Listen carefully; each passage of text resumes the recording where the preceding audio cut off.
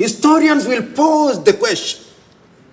In his presentation, Professor Lumumba analyzed each of the 5 partner East African states. His paper comes at a time when the region is in an election season. But while Africa and perhaps the region are at different levels of development, Dr. Lumumba says democracy should never be compromised.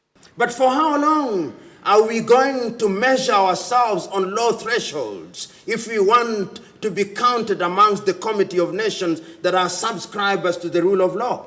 And we must remember that the chain is strongest at its weakest point.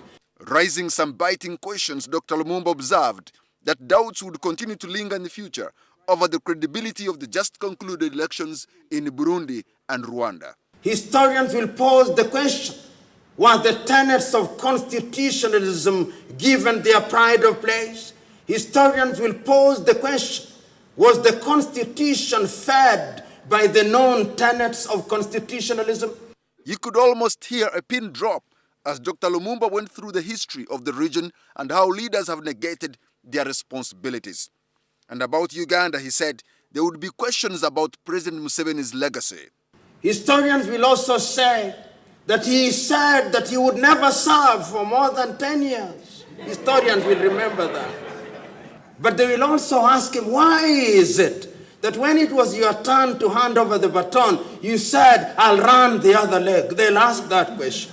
He was, however, optimistic that the people of East Africa will eventually disentangle themselves from the shackles of underdevelopment through a vibrant civil society.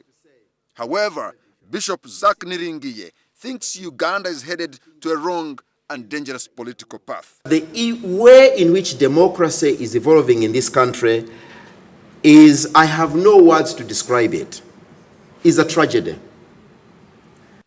The guest speaker noted that the biggest hurdle facing these 5 East African states is the cancer of corruption. Patrick Amara, NTV.